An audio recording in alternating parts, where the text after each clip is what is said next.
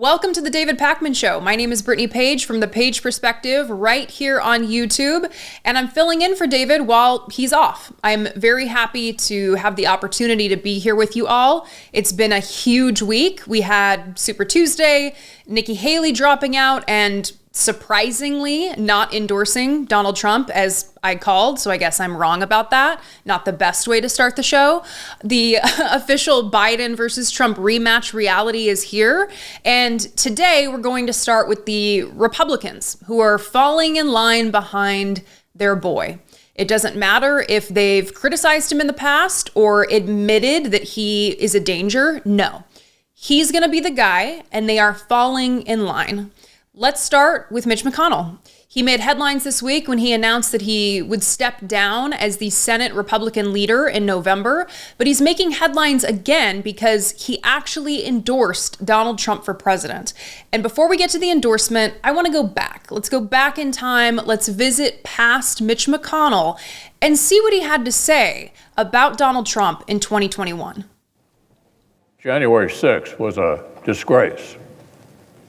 American citizens attacked their own government. They used terrorism to try to stop a specific piece of domestic business they did not like. Fellow Americans beat and bloodied our own police. They stormed the Senate floor. They tried to hunt down the Speaker of the House. They built a gallows and chanted about murdering the Vice President. They did this because they'd been fed wild falsehoods by the most powerful man on earth.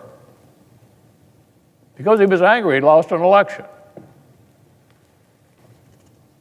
There's no question, none, that President Trump is practically and morally responsible for provoking the events of the day. No question about it. Okay, so let's review the highlights there. January 6th was a disgrace. The American citizens were attacked. They used terrorism.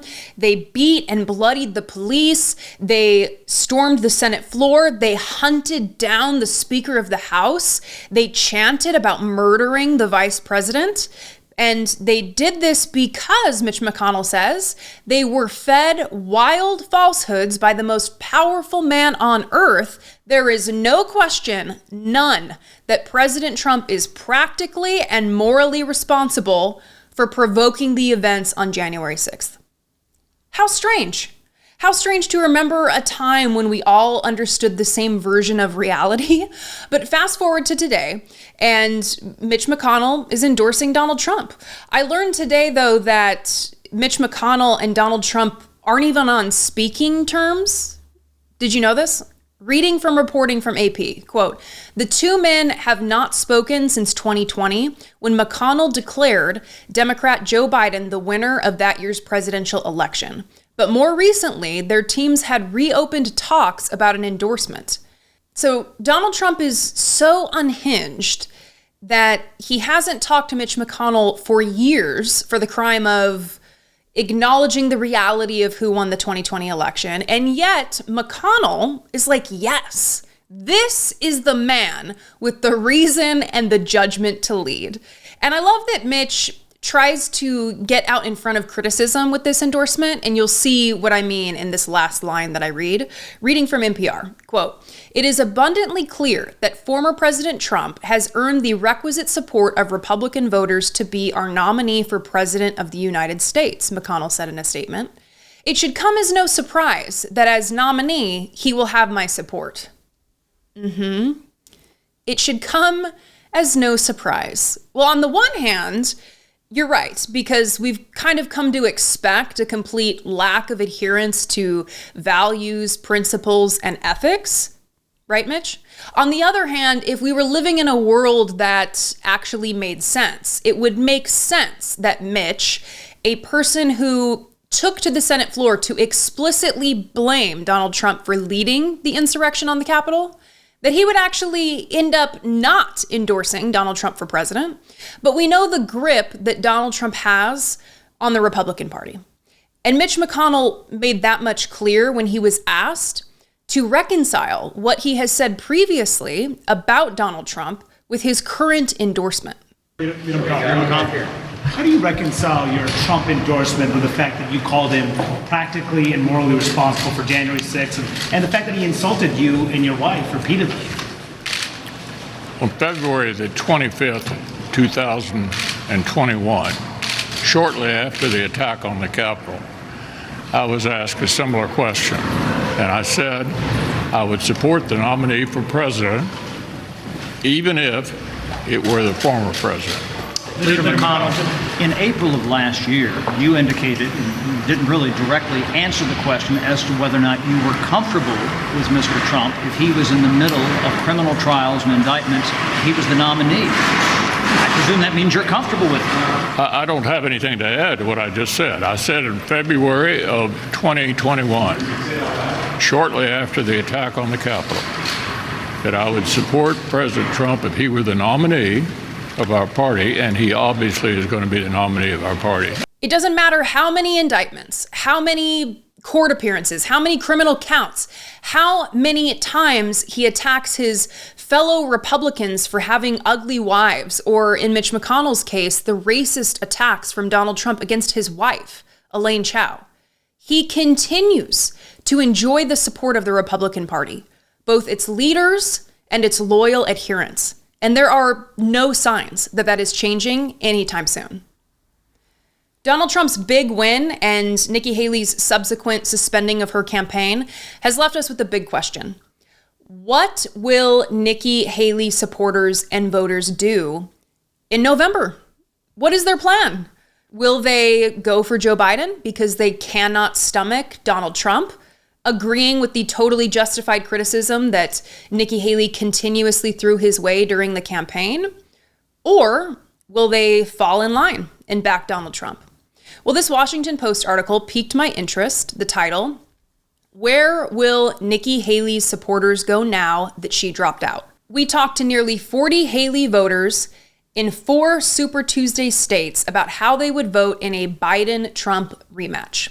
And there are several interesting folks in here, but I want to focus on 80-year-old Mickey Stout from Richmond, who voted for Trump in 2016 and 2020, and she said this, quote, "I think Trump is so irrational and really very frightening.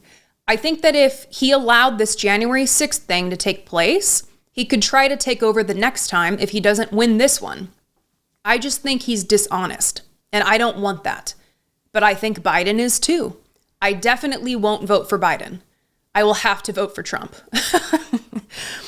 Well, it started off strong, right? And then we knew the bad things were coming. It's like replaying the Mitch McConnell thing that we just went over, but this time with your average Republican voter in Richmond. It's all there. January 6th, it's Trump's fault. He's frightening, irrational. He could try to take over again if he doesn't win. But I definitely won't vote for Biden. I will have to vote for Trump. Why? Based on what?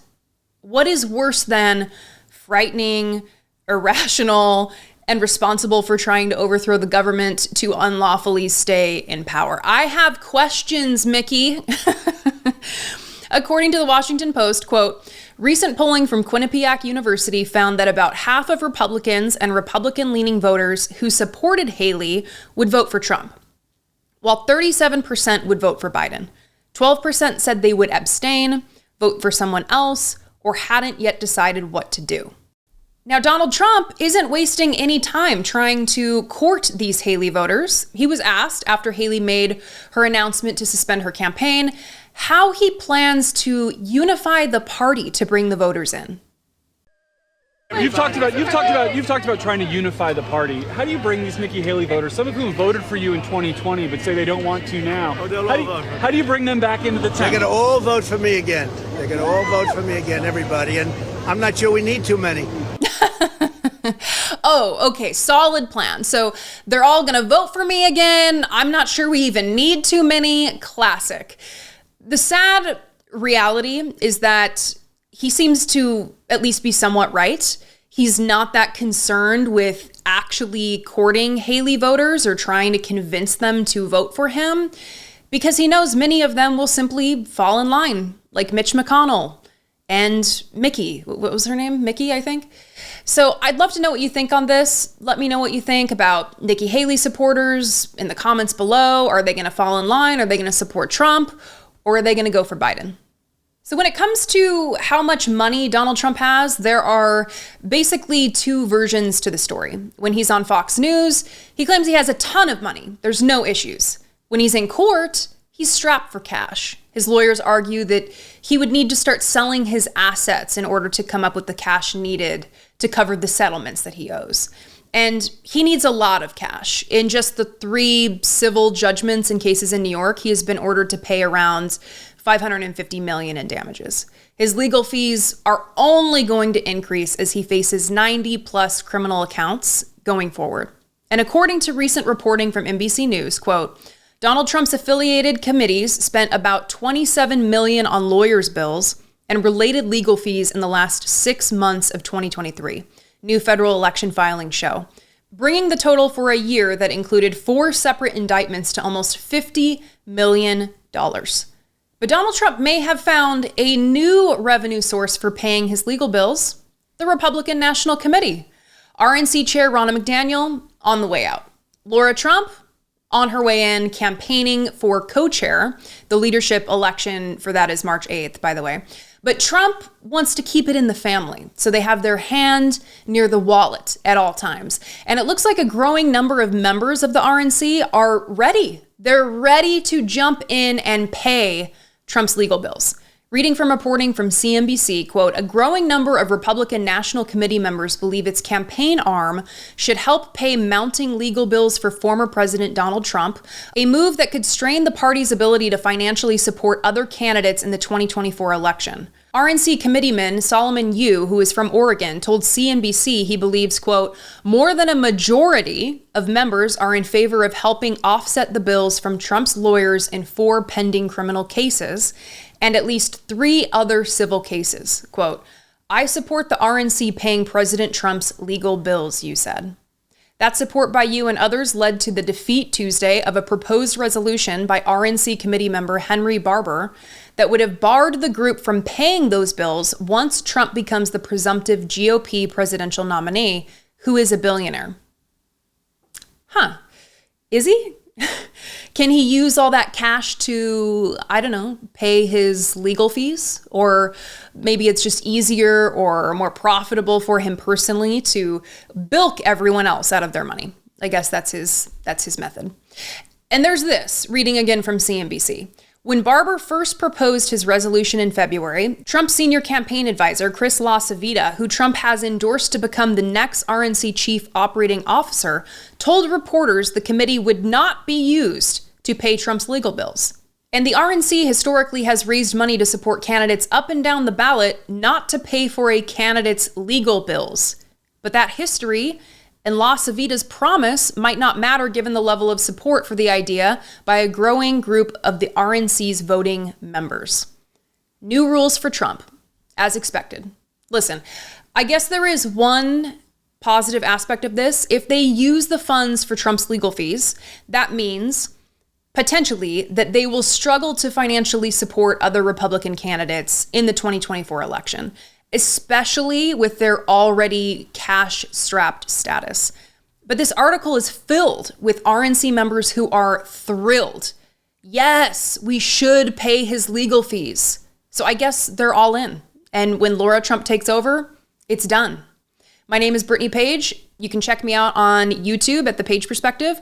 I would love to see you there, love to see you subscribe, and you can let me know what you think about all of this nonsense. Welcome back to the David Pakman Show. My name is Brittany Page, host of The Page Perspective here on YouTube, and I'm guest hosting for David while he is off. I am wearing a turtleneck today to show solidarity with David because apparently some people got quite upset about his fashion choices the other day. I really wanted to express my displeasure in what I was met with when I opened up this YouTube video, and it was your turtleneck. I clicked off the video. I didn't watch it, by the way. I mean, you got the view for it. Congratulations, but I will not be returning. Okay. Wow. I'm sorry. That is genuinely hilarious. I don't know if that person was joking, but I do love that they have so few problems in their life that this ended up being a significant problem for them. So turtleneck solidarity. Okay, we're starting here with Nepo baby Peter Doocy, Fox News's White House correspondent, son of Steve Doocy, who hosts Fox and Friends. You know, the Fox News morning show with Brian Kilmeade and Ainsley Earhardt. I do want to say that it is because we protect the rights of the minority, and listen, we have separation of church and state in this country. What about the majority? Okay, I'm so tired of protecting the minority. Yes, that, Ainsley Earhardt. That's a go-to drop on my podcast. I doubt it. It's such an old clip. So happy we found it and have kept it all of these years. Remarkable, right? It's actually kind of a similar vibe to the turtleneck collar, actually. So Peter Doocy loves to mix it up with White House Press Secretary Karine Jean-Pierre, and today was no different. But this time he brought some debate me bro energy on behalf of Donald Trump. Peter Doocy's main question here: does President Joe Biden plan to debate Donald Trump? Watch this. So just for clarity, it's possible that there will be no Joe Biden, Donald Trump debates. Is that what you're excited about? Is that what you want to see? Because you love keep to see asking Joe me. You've Biden asked and me Donald about Trump 3, debate. 4, 5 different times in different ways, and I've said. How would President Biden do in a debate? I'm not asking a question about a specific debate. I'm just asking how would he do in a debate? I know it's been 4 years since he's done. You literally saw just last year, back in January 2023, at the last State of the Union, take on Republicans during giving a major speech. He took them on. As they were heckling him, he took them on and said he was going to fight for programs, essentially said he was fighting for programs that the American people needed. Social Security, Medicare, Medicaid. He stood there and fought for the American people. So Peter Doocy is very concerned about whether or not President Joe Biden is going to debate Donald Trump. But was Fox News concerned about Donald Trump not showing up to any of the debates? None of the Republican primary debates. Donald Trump didn't show up to any of them. And now he's bringing this strong debate me bro energy, wondering if Joe Biden is going to take on Donald Trump. Donald Trump didn't show up. He didn't go to the debates. Now, I don't know if you watched those debates, and I'm talking about the most recent Republican primary debates, but they were unwatchable. It was an absolute nightmare. I couldn't sit through them, and I consume an unhealthy amount of political content to do what I do online.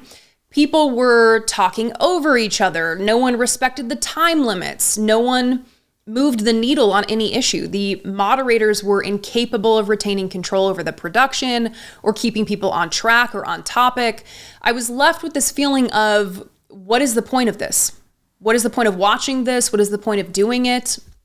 Now, that isn't to say that debates can't have value. They can when they're done well, when they are highly controlled and the people that are involved not only agree to the rules, but they actually follow the rules they agreed to. I don't have high hopes for a debate involving Donald Trump, and apparently he doesn't either because he didn't show up for any of them.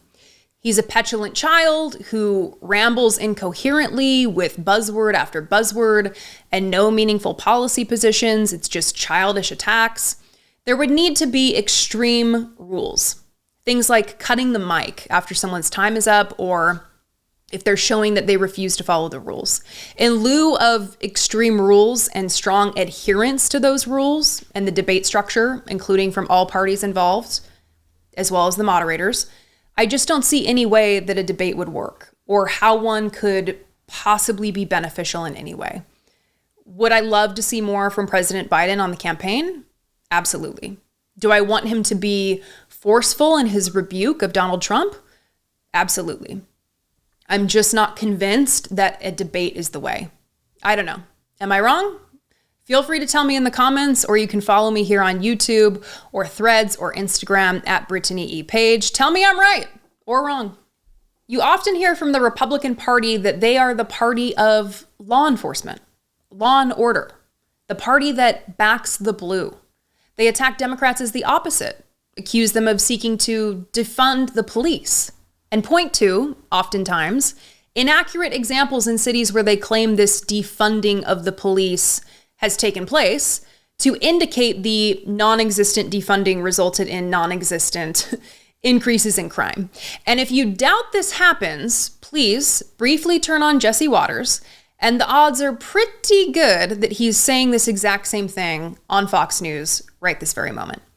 So it may surprise you that Republican Speaker of the House, Mike Johnson, announced when discussing the $460 billion spending bill to fund half the federal government through September, he announced cuts to certain agencies that he says have turned against the American people. We have advanced, and we also advanced, as you've seen the summary, cuts to some of the agencies that we believe are really overreaching and have been turned in some ways against the American people. We're going to cut 3% from DOJ, 7% from the ATF, 6% from the FBI, and 10% from the EPA, and that's just a start. We have a lot more priorities and things that we need to advance, but the reality is, as we all recognize, is that we have to grow the House majority, take back the Senate for the Republican Party, and win the White House. And I'm here to tell you the reason we're optimistic is we believe those things are going to happen in November. We can't wait. That day can't get here soon enough. Interesting. Cuts to the DOJ, the ATF, and the FBI. Sounds like defunding the police. Because they have turned against the American people, he says. And what I think he means is that these agencies are attempting to hold Donald Trump accountable, and the Republicans want to signal to their base that they are doing something about it. Remember, this isn't the result of something like what came out of New York last month, where we learned, according to reporting from Gothamist, that, quote, the city paid out $114.5 million in police misconduct lawsuits last year, nearly double what it paid in 2020, according to an analysis by the Legal Aid Society. Such lawsuits have cost taxpayers more than $500 million since 2018, the analysis showed. Payouts for police misconduct cases have steadily increased in recent years, though the number of settlements has gone down, according to Legal Aid's analysis. Just 10 NYPD officers accounted for $68 million in misconduct payouts from 2013 to 2023. Mike Johnson isn't worried about something like this, no. Actual harm in policing? No. He doesn't want to talk about that. The Republican Party wants to weaponize the language of defunding the police when Democrats want to step in and hold the police accountable in situations like this, where $114.5 million is being paid out in police misconduct in just 1 year in just one city.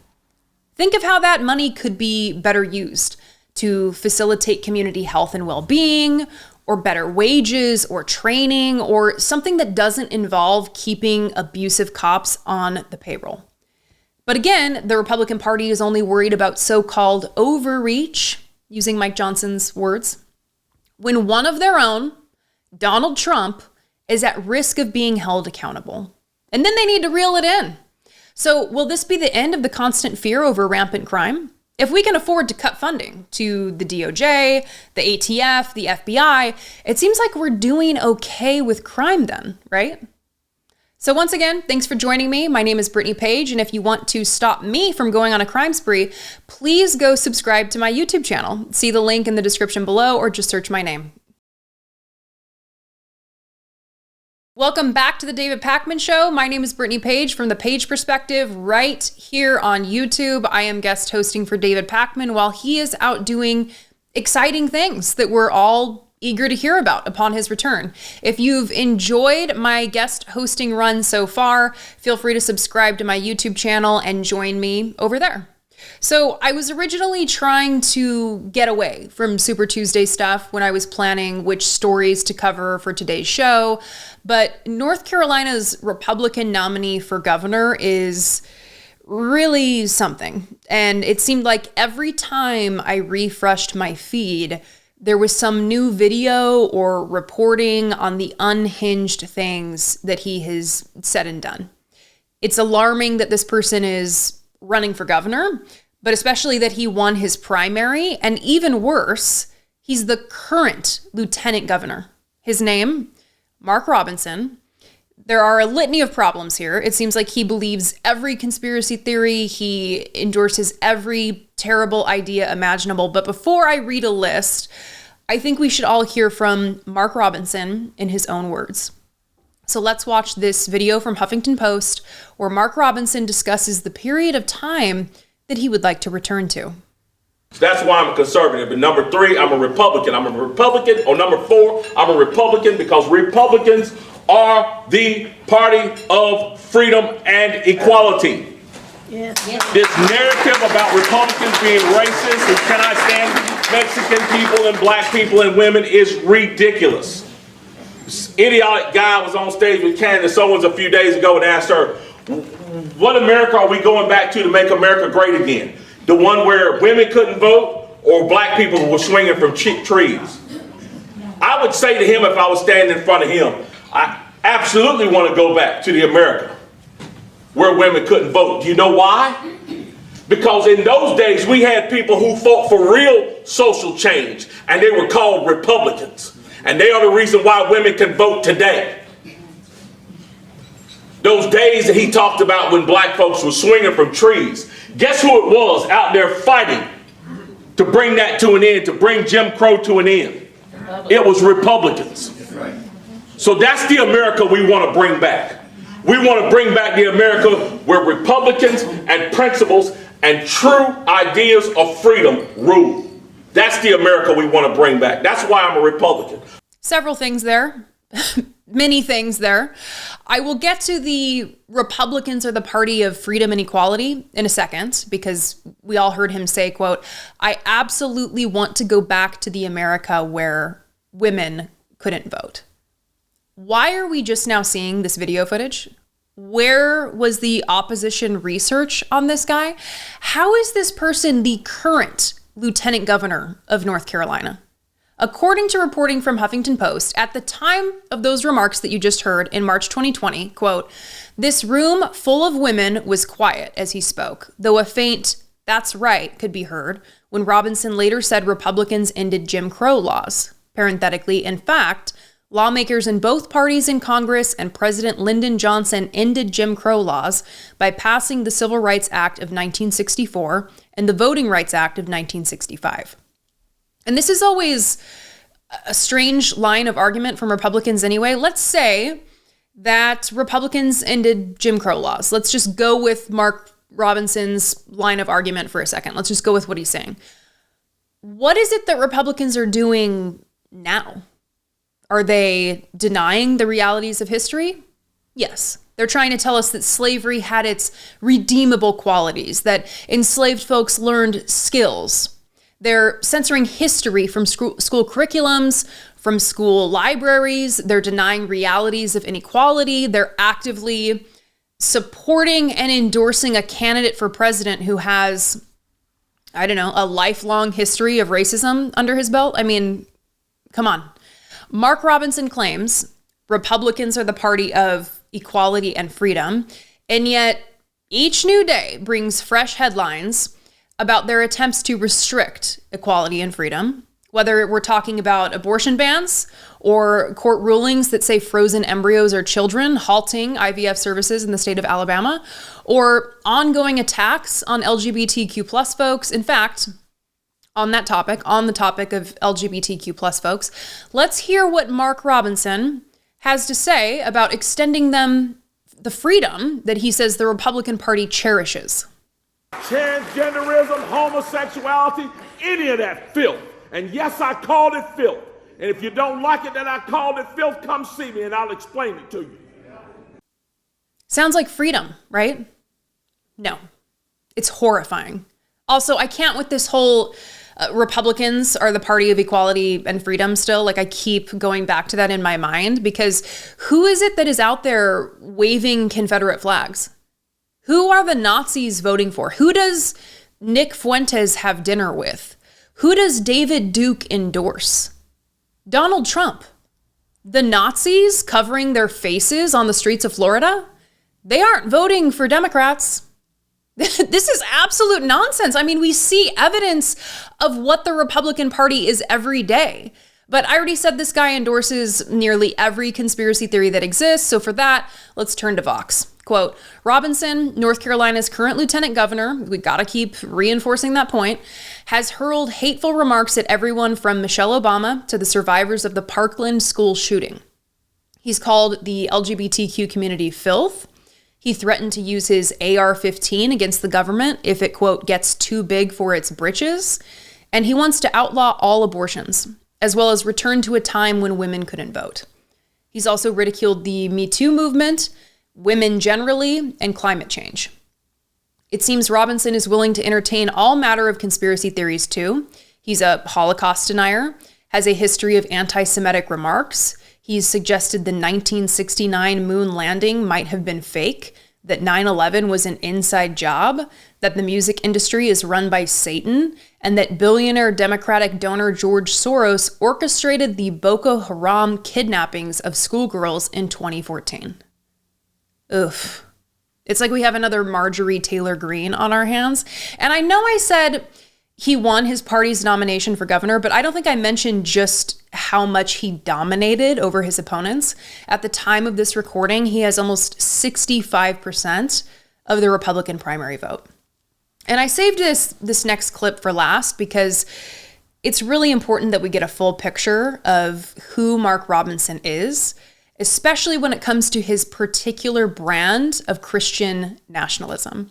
And I came across this clip from Right Wing Watch. Right Wing Watch is such an important organization, always doing super important work. So shout out to Right Wing Watch for this. Here is Mark Robinson in 2021. Tell our enemies on the other side of the aisle that would drag this nation down into a socialist hellhole that you will only do it as you run past me laying on the ground choking on my own blood, because I will not give up this nation to you. It is not yours. You did not build it. You did not defend it, and you will not own it. We will.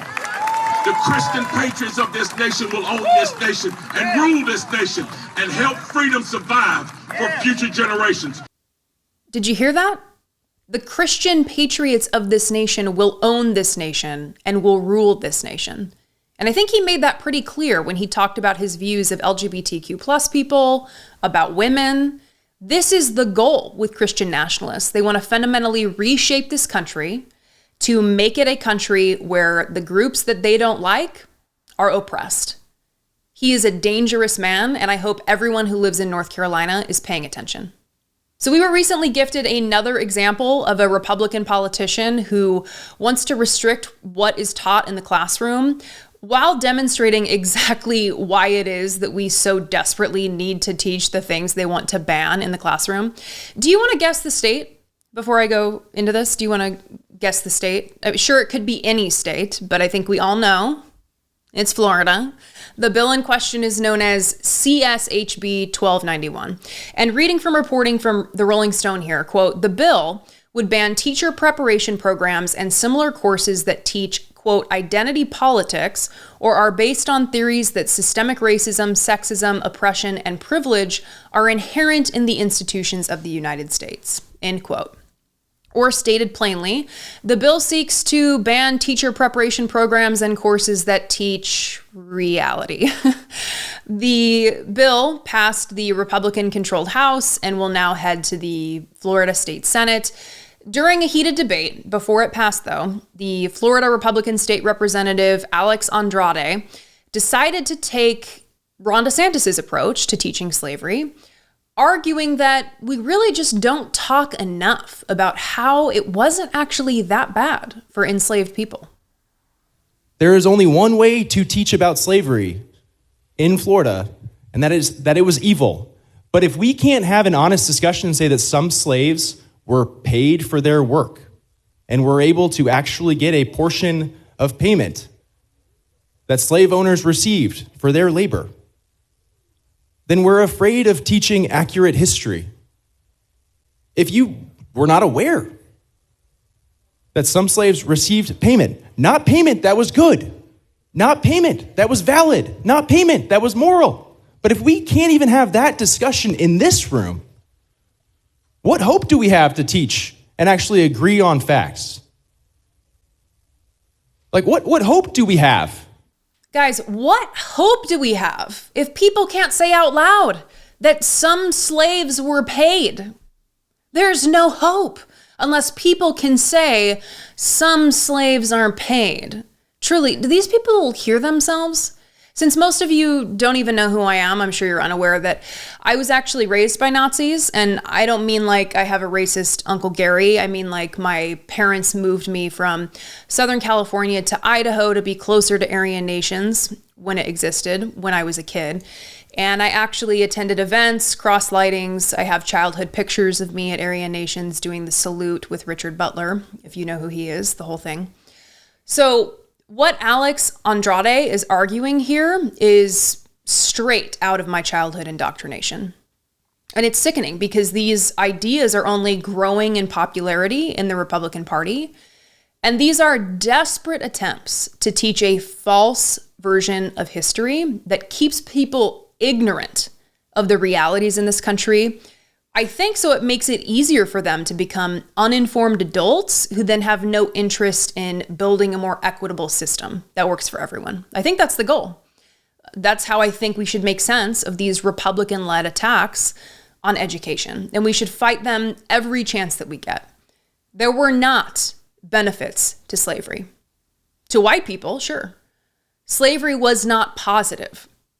It only created widespread harm and inequality. That's the reality. And reading from reporting from the Rolling Stone, quote, Florida Republicans are hell-bent on teaching our children that slavery wasn't bad. Florida Democratic Party Chair Nikki said in a statement provided to Rolling Stone. She added that Representative Andrade's comments today are just the latest example of the GOP's obsession with whitewashing history, citing the Florida Board of Education requiring schools to teach that some Black people benefited from slavery because they learned certain skills as slaves. Quote, slavery was a horrific evil, Freed's statement continued. This shouldn't be a bold statement, and Florida's teachers should be able to teach them in the classroom. Florida Republicans' continued attempt to teach our children otherwise is immoral and outrageous, and every Republican elected in Florida should be put on record answering for Andrade's comments. Any answer that tries to justify or whitewash the evils of slavery should be considered disqualifying for office. Absolutely. And then there's this, reading again from the Rolling Stone. Quote, Andrade told Rolling Stone in an email that he made the comments because of, quote, one line in a 200-plus page document that was being distorted by Democrats on the floor. He provided a link to a page from the National Humanities Center that describes rare cases of slaves who were able to self-purchase their freedom. Dear Lord, with this guy, this should prompt some serious self-reflection about what exactly is underlying this impulse to desperately cling on to attempts to put a positive spin on slavery, rather than just acknowledging the reality of the horrors. And I say it should prompt some serious self-reflection, but I won't hold my breath. My name is Brittany Page, and I'd love to have you join me over on my YouTube channel, where I talk a lot about public policy, but also issues like this, education and racism. You can also follow me on social media at Brittany E. Page. Welcome back to the David Pakman Show. My name is Brittany Page from the Page Perspective right here on YouTube. I'm filling in for David today while he does some very exciting things that we're all eager to hear about upon his return. I'm about to wrap up my guest hosting work here, and I'd love for you to join me over on my YouTube channel if you have enjoyed our very brief time together here. Last month, the Alabama Supreme Court ruled that frozen embryos created through IVF, in vitro fertilization, are legally children. I will never stop marveling at that sentence every time it comes out of my mouth, but it's true. That happened. As a result of that ruling, many of the IVF clinics in the state of Alabama paused services.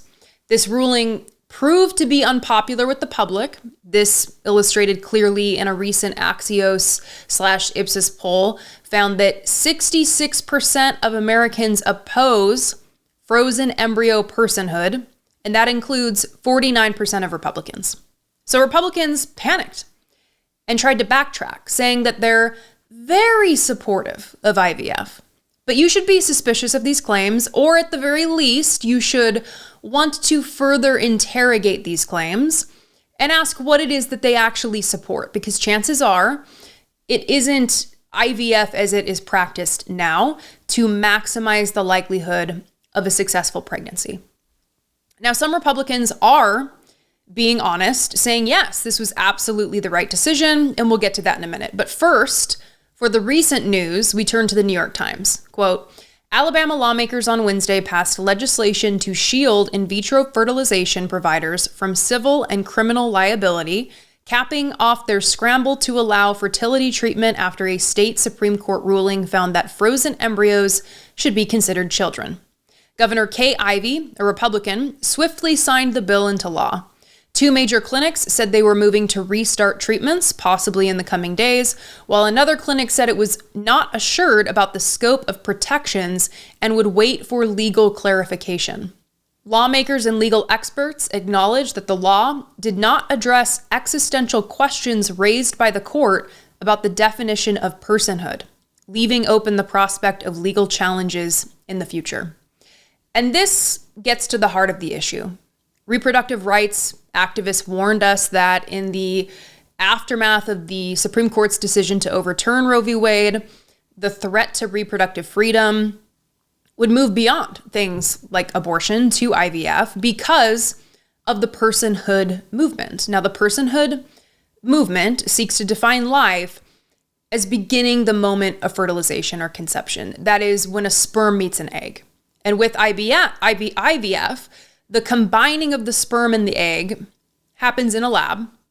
And sorry to go all like very brief biology lesson on everyone right now, but it's crucial that we're on the same page. So an embryo is created after an egg is fertilized in the lab. Typically, more than one embryo is created, and they are graded to determine which ones are best quality for inserting into the uterus to maximize the likelihood of a successful pregnancy. Embryos that are not used can be returned to ICE or discarded or donated. And this is where the personhood movement complicates IVF, because if those multiple embryos created to maximize a successful pregnancy are children, then you can't simply donate or discard those unused embryos as is typical in IVF, not if they're children. And it complicates whether you can even create more than one embryo at a time. So this would radically change IVF, and this is why IVF clinics in Alabama hit the pause button after the ruling. And this is the goal of the personhood movement, and it's what a significant portion of the Republican Party wants, even as they claim to support IVF. And this was evident when 124 House Republicans came together to co-sponsor the Life at Conception Act. That's right. Just last year in January, did you hear about this?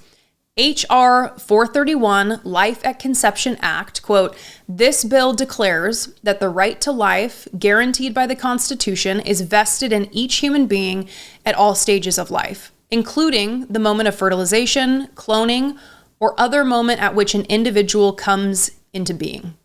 It's sitting at 124 co-sponsors, with House Republicans continuing to sign on, including as recently as like February 9th of this year. And you'll see some familiar names from people who are now defending IVF, trying to reassure the public that they aren't actually radical. Speaker Mike Johnson, Congresswoman Michelle Steele from California. These Republicans are struggling to reconcile and explain how it is that they are so supportive of IVF while simultaneously supporting the Life at Conception Act. But like I said at the top, there's some Republicans who are being honest about their intentions. Enter Emma Waters, a research associate for the Richard and Helen DeVos Center for Life, Religion, and Family at the Heritage Foundation.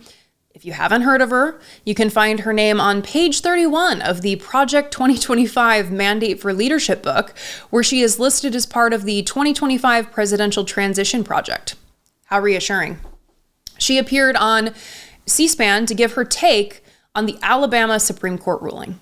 The opponents of this decision say that equates embryos with children, that they are the same thing, which of course, by their interpretation means that anything done to an embryo is the same as harming a child. Do you agree with that interpretation?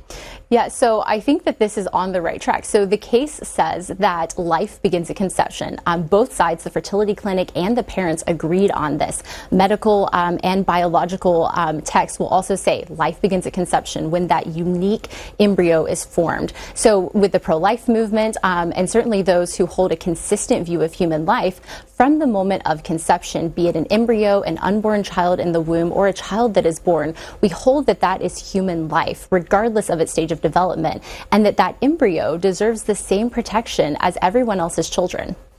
The Alabama Supreme Court is on the right track, she says. Now, what I appreciate about Emma in this clip is that she's being honest about where the Republican Party is headed with their goals. They want widespread restrictions on reproductive freedom. What stands out, though, is when she said that embryos deserve the same protection as everyone else's children. Because I'm sitting here trying to reconcile the Republican Party's effort to protect frozen embryos while 14 Republican-led states rejected federal funds for summer EBT, food stamps, to feed hungry children, or the Republican governors who have rejected postpartum Medicaid expansion to ensure life-saving health care for mothers and babies, or, I don't know, the red states that are disproportionately represented when you look at the states with the highest infant mortality rates, or same with the maternal mortality rates. The list of policies that could help life, that could improve life, that could help babies, children, and mothers, that could show that they value life, they want to cut the funding, restrict the access, get rid of the program. And then they want to pretend that they're guided by strong pro-life principles. So next time a Republican says they support IVF, ask what it is that actually means. Do you remember Kate Cox? She dominated the headlines in December last year when the state of Texas, where she lived, prevented her from obtaining an abortion, even as her life was in danger and her future ability to have children was at risk. The state required her to carry a fetus that she deeply wanted, but that had a fatal abnormality. She sued the state, and even in the face of repeated emergency room visits and evidence that her life was in danger, Texas said no. She had to leave the state to obtain her life-saving medical care in the form of an abortion. Now, Kate Cox is back in the news because she will be the guest of First Lady Dr. Jill Biden at Thursday's State of the Union address. And I want to read briefly from the Texas Tribune on this decision to invite Kate Cox to the State of the Union address. Quote, "Her story is incredibly powerful, devastating," said White House spokesperson Karine Jean-Pierre in a press briefing Wednesday. "And it speaks to the moment that we are in now, when we talk about women having the right to make these deeply personal decisions about their health care that was taken away by the Supreme Court." Cox is the first pregnant adult to sue for the right to terminate her pregnancy since Roe v. Wade was decided by the U.S. Supreme Court in 1973. I so admire Kate Cox. It took a lot of courage for her to share her story, to sue the state of Texas, and she continues to demonstrate great courage and strength in her vulnerability in sharing her story with the media, even now. This time she sat down with Dana Bash from CNN with her husband Justin by her side and discussed the ways that the abortion ban in Texas amplified their pain, made their situation more difficult, and how it informed their thinking about the upcoming election. When we got the devastating diagnosis, I asked my doctor, what do women do when they receive a diagnosis like this? And she told me some women choose to continue the pregnancy and some choose not to. And I asked her if that was an option in Texas, if I chose not to do the pregnancy, and she told me it was not. So you filed a lawsuit, and the court granted the restraining order on the law saying that you could legally obtain an abortion, and that you would not be at risk for driving your wife, that the doctor would not be at risk. But then the next day, the Texas Supreme Court temporarily blocked the decision. What were those days like? Well, when we got the ruling from the judge, we were excited and hopeful.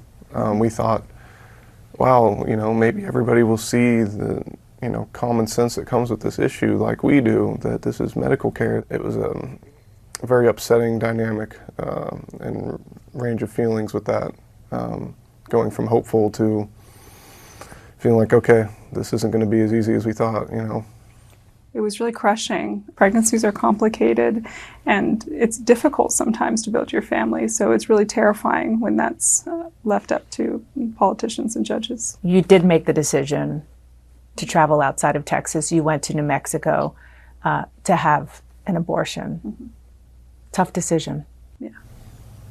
It was. We were on a strict timeline, and we couldn't wait any longer, so the decision had to be made. It's the hardest thing we've ever been through in our lives. And the laws today added a lot more pain to what was already the most painful time in our lives. That's why I want to share our story, and that's why I hope it'll be different one day. Abortion has always been a very political issue, even more so since Roe was overturned. Were you a particularly political couple, or were you a political person before this? Not at all. I was not a political person. We both have voted in the past, but we've never been very enthusiastic about the process. And you are now? Yes. We certainly are now. Yeah. I'm guessing you're going to vote for Joe Biden? The number one thing we're both voting for is protection of abortion rights, because women and families deserve medical care. I don't want to see others continue to be hurt. How many women have to tell their most heartbreaking journey publicly? How many have to speak out before something changes? The number one thing they're voting for is protection for abortion rights. And I love that line about how many women have to tell their stories before something changes, because we see this all the time. Women having to share their traumas, open up the details of their lives in order to push for change, whether it's Me Too or abortion. Kate Cox is taking the stand to help prevent this pain and suffering in the future. But this pain is happening across the country right now. Women are being forced to carry babies they do not want or cannot care for. Not everyone can afford to simply leave the state to obtain care. Some people don't have savings. They can't take time off work. They don't have reliable transportation or childcare. There are multiple barriers to obtaining this care in states with abortion bans.